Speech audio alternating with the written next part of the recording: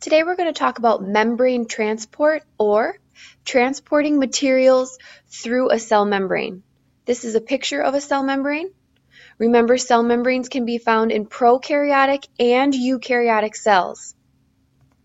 This chart will be put into your notebook and you'll use this video in order to fill it out. We'll start with diffusion. Diffusion is an example of passive transport, meaning the molecules are going to move from an area of high concentration or a high amount of molecules. It's going to move towards an area where there is a low concentration or a low amount of molecules. So these yellow molecules, there's a high amount of them on the left, so they're going to move to the right where there's less of them. Diffusion can work both ways, so molecules can enter the cell membrane and molecules can also exit the cell membrane. So here, the yellow molecules, there's a high concentration on the left, so they're going to move towards the right. And here, the purple molecules, there's a high concentration on the right, so they will move towards the left. Diffusion is passive transport, so that means that there's no energy needed or no ATP needed for these molecules to move. The next example is osmosis. Osmosis is another example of passive transport, meaning no ATP is needed. The only difference between osmosis and diffusion is that osmosis deals only with water molecules. So here the blue dots are water molecules. There's a high concentration of them on the left, so they're going to move towards the right where there's a low concentration of them. The orange dots would be solute molecules, so they're not water. So there's a high concentration on the right, so they will move towards the left where there is a less or low concentration of them. Facilitated diffusion is the same as regular diffusion. You're still moving from an area of high concentration to an area of low concentration. The only difference is you're using a protein channel. So these molecules are too big to fit through the regular cell membrane as the molecules can in regular diffusion. Last, we have endocytosis and exocytosis.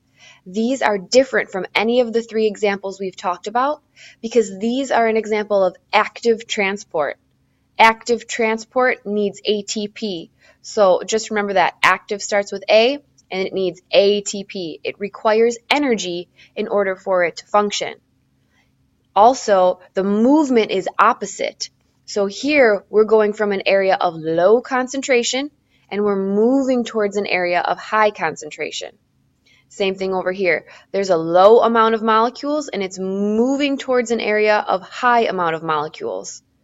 So you can think about it like this. If you're at the bottom of a hill and you have to climb up to the top, that's going to take you a lot of energy. You're going from a low elevation to a high elevation. Endocytosis is when molecules enter the cell, and exocytosis is when molecules exit the cell. They are both an example of active transport, meaning they both need ATP in order to occur. These are three examples of diffusion or transport. There's hypertonic, which is right here, and that's when all of the solute moves out of the cell. So solute is following the water, the water is following the solute. So all the water is exiting the cell. All the water is exiting the cell, making the cell shrivel up or get small. That's hypertonic. Hypotonic in the middle is when all of the water enters the cell and makes the cell swell up, and it could actually make it blow up.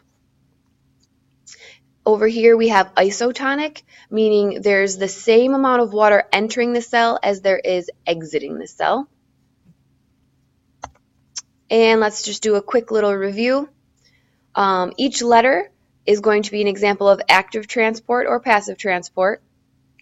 And each letter is either facilitated diffusion, simple diffusion, endocytosis, or exocytosis.